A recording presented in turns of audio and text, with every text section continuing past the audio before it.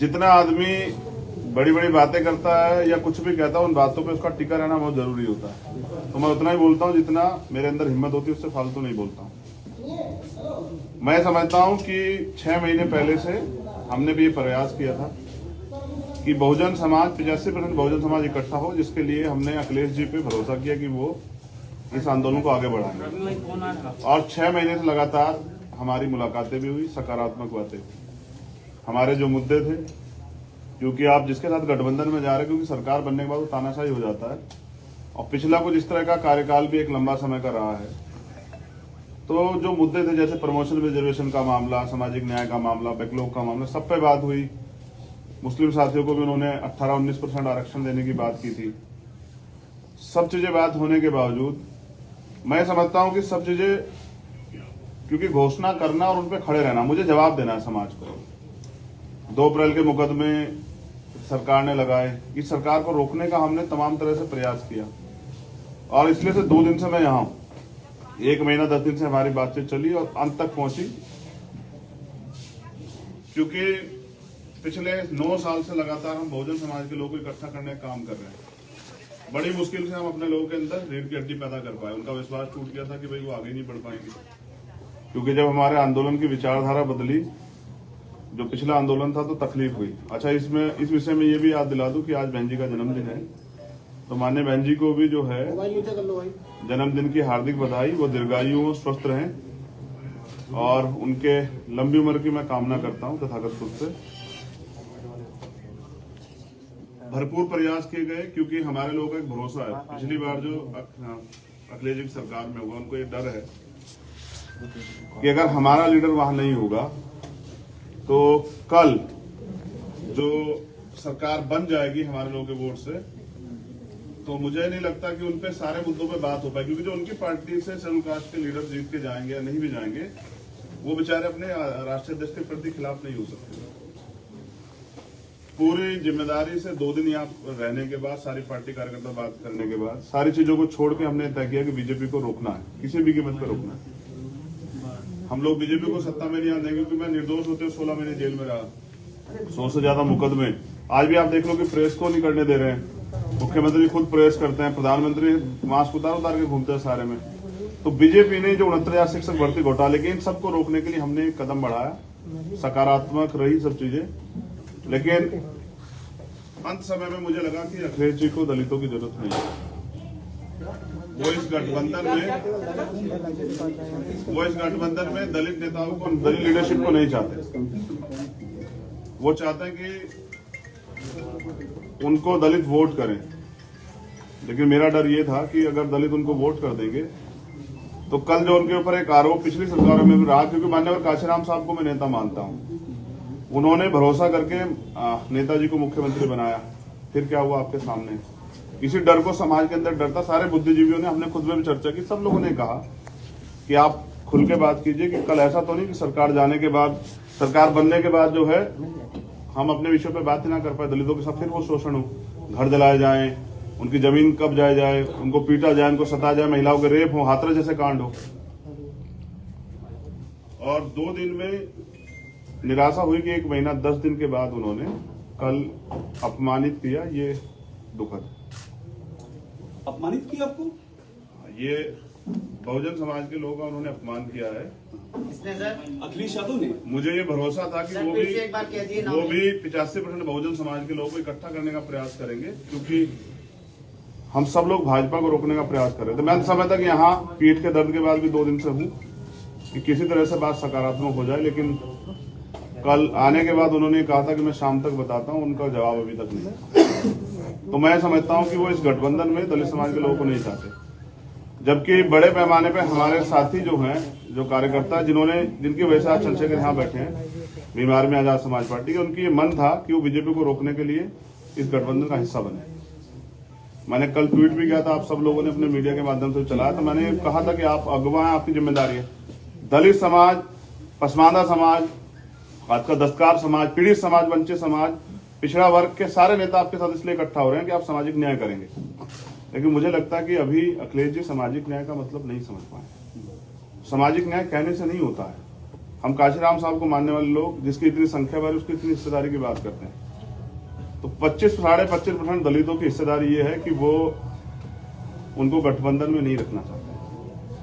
Media के लोगों से मुझे शिकायत है कि बिना मेरे किसी ऑफिशियल स्टेटमेंट के, ना उनके कोई ऑफिशियल स्टेटमेंट के, आप लोगों ने भी किससे कहीं से खबरें चला दी कि ये सीट मिल रही है, वो सीट मिल रही है। नहीं चंद्रशेखर जी, TV9 ने चलाया, हमने नहीं हो सकता है। चलाया। और मैं उन साथियों से भी कह रहा हूँ कि कम से कम पत्रकारिता गरिमा तो बना कर TV9 ने चलाया, स्पष्ट कीजिए गठबंधन हो रहा है नहीं हो रहा है, काफी सारी बातें कहे, नाम लेकर स्टेटमेंट क्लियर कीजिए। और आगे की रणनीति आपकी क्या है? देखिए, मैं फिर मैं यही कह रहा हूँ ना कि 1 महीना 10 दिन से उन्होंने हमसे बात की, तय करके रखा और हमसे कहा कि आप परेशान मत हो। मैंने उनसे कहा कि आप बड़े भाई हैं, क्योंकि उनको चिंता हो या ना हो, वंचित वर्ग के लोगों की हमें चिंता है। मैं प्रमाणित भी करता हूं कि पिछले 5 साल में समाजवादी पार्टी के राष्ट्रीय अध्यक्ष किसी एक दलित की हत्या पे, रेप पे, कितने बड़े बड़े मामले में नहीं गए उनके घर। फिर भी हमने सारी चीजों को दरकिनार करके स्वाभिमान सम्मान की लड़ाई लड़ने वाले चंद्रशेखर उनके घर गए, 3-3 बार उनसे मुलाकात की, उनसे अपील की कि इसको बना लेते हैं। लेकिन वो शायद किसी मन से तय करके बैठे कि हमें दलितों की लीडरशिप नहीं खड़ी होने देनी। वरना मैं समझता हूं कि कल जब मैंने उनसे कह दिया था कि आप बड़े भाई आप तय कर लें, तो उनको मुझे बुलाना चाहिए। वो तो इसमें रोज दलित वंचित आपकी क्या मांगे थी उनसे जिनको उन्होंने नहीं माना? स्पेसिफिक अभी भी नहीं हो रहा है नहीं हो रहा है। चल रही है प्रेस कॉन्फ्रेंस, चैनलों पे एक स्पेसिफिक लाइन क्लियर बिल्कुल की क्या हुआ है सर? नहीं हुआ ये है कि अखिलेश जी के ऊपर मैंने कल जिम्मेदारी छोड़ी थी वहां से आने के बाद कि आप तय कर लें कि आप हमें गठबंधन में चाहते हैं, क्योंकि बात सीटें और ये सब चीजें कई मायने रखती है। कल हम उनके लिए प्रयास करेंगे कि उनकी सरकार बन जाए, तो उनमें हमारे हितों की रक्षा होगी या नहीं होगी। कुछ मुद्दों पे वो, जैसे प्रमोशन में रिजर्वेशन का बिल फाड़ा गया, उन्होंने मना कर दिया कि वो इस पे नहीं करेंगे। तो हम दलितों और पिछड़ों के लिए चाहते थे कि भाई प्रमोशन रिजर्वेशन के बिल पे स्थिति साफ करें, बैकलॉग पे। कहने से नहीं होगा, आपको देना पड़ेगा जवाब, आपको नोट बना के देना पड़ेगा। हमारा यह था कि आपको कहनी पड़ेगी मजबूती से बात कि हम करेंगे। और हमारे लोगों को ये लगता है कि जब आप वहां नहीं हैं तो उनके कहने से फर्क नहीं पड़ता, वो करेंगे नहीं।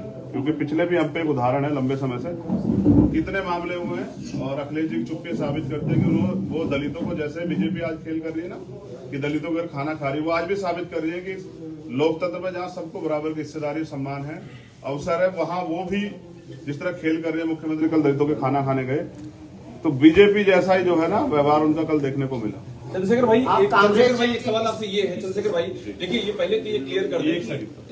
एक छोटा सवाल ले बस, 2 दिन से आप इंतजार कर रहे हैं ना। मैं भी 2 दिन से, मुझे 9 साल हो गए इस लड़ाई को लड़ते हुए।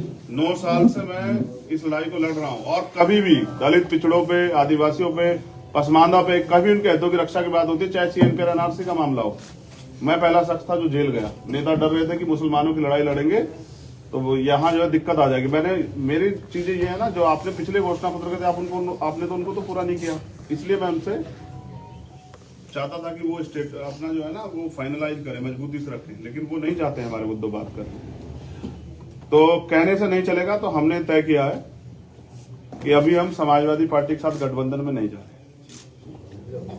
अब हम, क्योंकि हमारे कार्यकर्ता जिन्होंने पिछले 6 साल से उत्तर प्रदेश में लड़ाई लड़ी है, घर घर जाके लोगों को तैयार किया है, बीजेपी के से हमने लाठियां खाई हैं, हमने मुकदमे झेले हैं।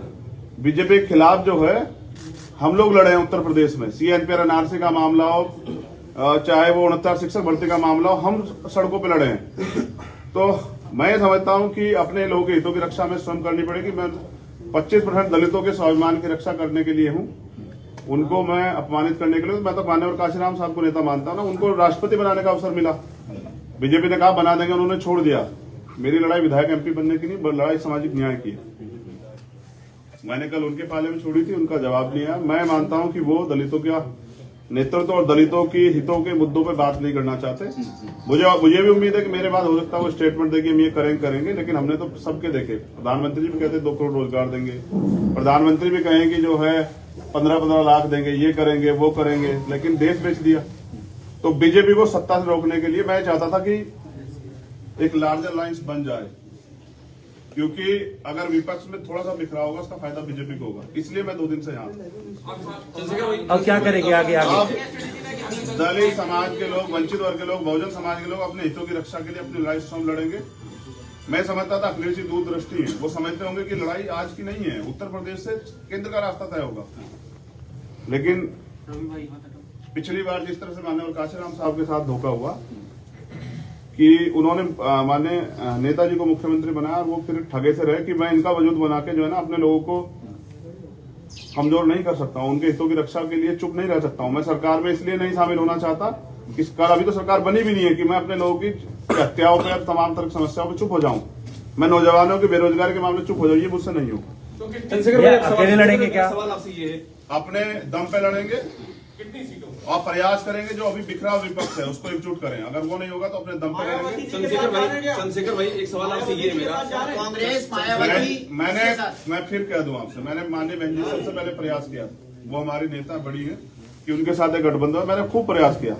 मैं स्वाभिमान सम्मान की लड़ाई लड़ता हूं, उसके लिए मैं तमाम मुकदमे, जेल, सब चीजें देखी, तिहाड़ भी 2-2 बार गया, लेकिन मैंने हमेशा प्रयास किया कि एकजुटता बनी रहे। मैंने बहन जी से प्रयास किया, उन्होंने कोई इस पे सहमति नहीं की। मैंने भैया से प्रयास किया, मैंने उनको बड़ा भाई माना क्योंकि मुझे पता कि शायद उनको कुछ ना हो, लेकिन अगर सरकार बीजेपी की आ जाती तो अगले 5 साल में जो दलितों को, मुसलमानों को, पिछड़ों को, आदिवासियों को और सब समाज को जो झेलना पड़ा और जो पिछले 5 साल में झेलना पड़ा, कहीं मैं उसका हिस्सेदार ना बन जाऊं। चंद्रशेखर भाई पर सवाल ये है कि आखिर वजह क्या रही? क्योंकि देखिए हम ये खबर लगातार चला रहे, गठबंधन नहीं हो सका, टीवी ने आपको अखिलेश जी 12:30 बजे मिलेंगे, लेकिन ये बताइए कि आप उनसे पूछिए कि कद बड़ा हो रहा है, इसलिए आपका कद बड़ा हो जाएगा इसलिए नहीं गठबंधन किया क्या? मेरा कद, मैं समझिए ना, मैं व्यक्तिगत तो लड़ाई लड़ ही रहा हूँ, मेरे कद की क्या है? अच्छा, क्या मैं, आप तो पूरे देश प्रदेश का मेरा काम जानते हैं, 23 प्रदेशों में हमारा संगठन है, मैं तो बिहार तक चुनाव लड़के आपने दम पे, तो मैं क्या उत्तर प्रदेश में नहीं लड़ सकता हूँ? लेकिन मेरा प्रयास ये था क्योंकि मैं नहीं चाहता कल किसी दलित का, की बच्ची का, किसी मुस्लिम समाज की बच्ची का, किसी अन्य धार्मिक अल्पसंख्यक समाज की, किसी स्वर्ण समाज की बच्ची का भी रेप, हत्या हो। हमने देखा ना उन्नाव क्या हुआ, हमने देखा ना हाथरस क्या हुआ। इस बीजेपी को रोकने के लिए मैंने अपना स्वाभिमान दांव पे लगा दिया, जबकि मेरे वर्कर नहीं चाहते थे, वो चाहते थे कि हम अपने हितों की लड़ाई स्वयं लड़े। रावण साहब, मेरा एक सवाल आपसे ये है कि आप दूसरे असदुद्दीन ओवैसी हो गए हैं, क्योंकि ओवैसी के साथ भी कोई गठबंधन नहीं कर रहा है, आपको भी कोई अपने प्लेटफॉर्म पे नहीं लाना चाह रहा है। देखिए मैं क्या कह रहा हूँ, जब कोई अपने हितों के लिए लड़ता है ना तो वो उसको फिर कुछ ना कुछ तो सहना पड़ता। देखिए मैं सत्ता की, मेरी लड़ाई सत्ता कभी थी नहीं, ओवैसी के साथ सत्ता का सहारा लेके व्यवस्था परिवर्तन की लड़ाई थी। सत्ता को मैंने, जब सत्ता की बात चल रही थी ना, लोग चुनाव की तैयारी कर रहे थे, तो मैं आंदोलन लड़ रहा था 2 तारीख को, 2 जनवरी को भोपाल में, जो पिछड़े वर्ग के हितों की रक्षा के लिए उनका आरक्षण जहाँ खत्म किया गया था, सरकार के खिलाफ लड़ रहा था। अभी आपने सर एक महत्वपूर्ण बात विपक्ष को एकजुट करेंगे, तो वो कौन लोग होंगे जिनको आप एकजुट करेंगे? मेरा प्रयास रहेगा, मैं सभी लोगों नाम लेके बताइए सर, नाम लेके। क्या कह रहा हूँ, अब आप अगर आप ये भी सोचते हैं ना कि मुझसे तो नाम लेने की उम्मीद करते हैं, आप जाके उनसे पूछेगा कि आपने ऐसा क्यों किया। जब आप पूछेंगे तो मैं पर्सनली आपको नाम लेके बताऊंगा। मेरा काम है कि जो बटा हुआ विपक्ष है वो एकजुट, और मैं इसके लिए 2 दिन और प्रयास करूंगा पूरी जिम्मेदारी से। नहीं होगा तो भीम आर्मी के लोग, आजाद समाज पार्टी को अपने दम पे चुनाव लड़ेंगे। और गलत ये है ना कि मैं आपको अगर बुला के 10 बजे कि पीसी 10 बजे है और आपको 12 बजे तक इंतजार कराऊं तो आपका काम बाधित होगा। मुझे ऐसा लगता है मेरे साथ यही हुआ कि पिछले 2 महीने से हमसे कहा गया कि आप जो है ना हमारे साथ मिलकर वो करेंगे। हमारा प्रयास था, हमारा समाज चाहता था कि बीजेपी से किस तरह से छुटकारा मिले, और हम लड़े 5 साल। किसी का मामला हो, उन्नाव का हो, हाथरस का हो, जौनपुर का हो, 4 दलितों की हत्या की जाती, कभी कोई व्यक्ति नहीं जाता है।